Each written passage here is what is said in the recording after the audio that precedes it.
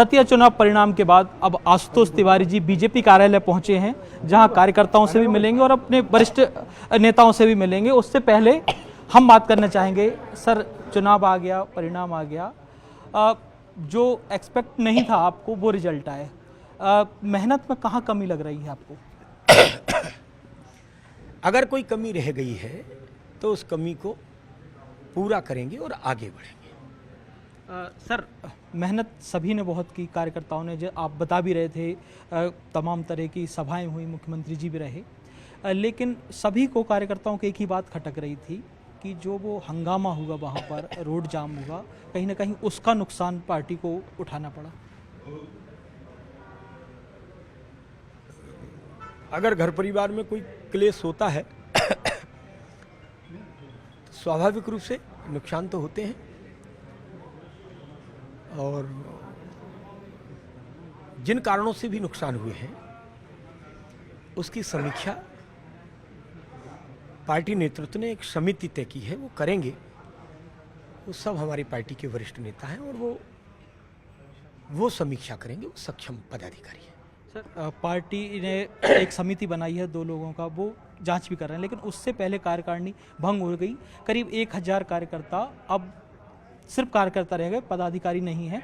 अब आपने ये भी कहा है कि अब वहीं रहेंगे दतिया में और काम करेंगे जनता के बीच में, पूरी टीम बनाएंगे, तो फिर से आपको नए सिरे से पूरी मेहनत करनी पड़ेगी या वही कार्यकर्ता आपके लिए खड़े हो जाएंगे फिर से?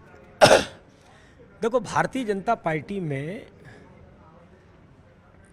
कार्यकर्ता ये अखंड पद होता है, और यही एक ऐसा पद होता है कि जो सबके पास स्थायी होता है। इसलिए यह भी कहा है कि भारतीय जनता पार्टी में कोई भी किसी भी जिम्मेदारी पर रहे, मूल में वो कार्यकर्ता होता है। इसलिए वो सब कार्यकर्ता हैं। इसे दायित्व परिवर्तन की दृष्टि से देखना चाहिए। रही बात मेरे वहां रहने की, तो वहां तो रहता ही हूं, लेकिन अब प्रत्यक्ष चुनाव में जाने के बाद जो स्नेह, लाड़, प्यार, दुलार मुझे मिला,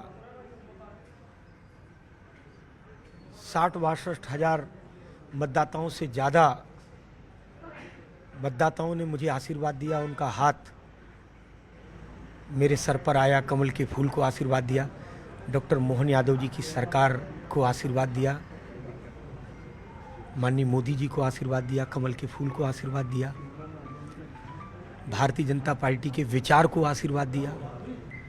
तो हमारी अपनी नैतिक जिम्मेदारी है कि मैं वहाँ रहूं और अपने सेवा के संकल्प को पूरा करूं।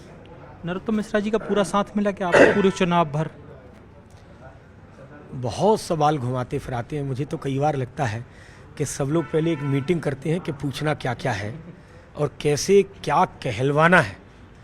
मेरा निवेदन केवल इतना भर है कि इसकी समीक्षा जो जांच समिति तय हुई है वो करेंगे, और वो हमारे पार्टी के वरिष्ठ नेता हैं, वो उनका अपना अधिकार है, वो समीक्षा करेंगे। मुझे कुछ भी कहना ये उचित नहीं है।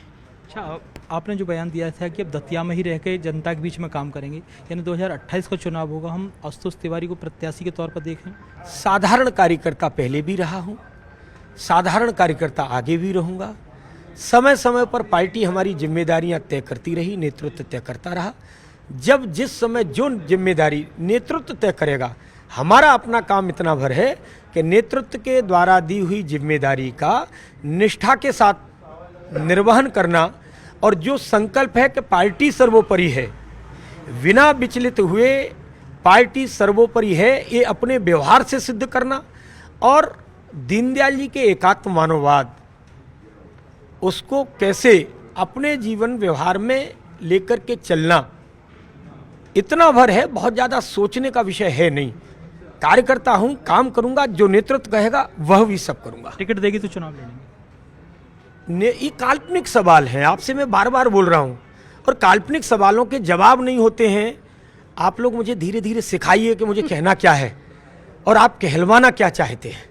आशुतोष तिवारी जी हमारे साथ थे। 28 चुनाव को लेकर उन्होंने साफ तौर पे कहा है कि पार्टी नेतृत्व जो तय करेगा, जो जिम्मेदारी पार्टी देगी वो उसका निर्वहन करेंगे। इतना जरूर उन्होंने कहा कि अगर चुनाव के दौरान कुछ हो जाता है या कहीं पार्टी परिवार में कुछ हो जाता है तो जरूर उसका नुकसान पार्टी को उठाना पड़ता है, और यही चुनाव में हुआ है। बाकी एक समिति गठित हुई है, वो पूरे मामलों को देख रही है, कुछ भी कहना पार्टी हित में नहीं रहेगा।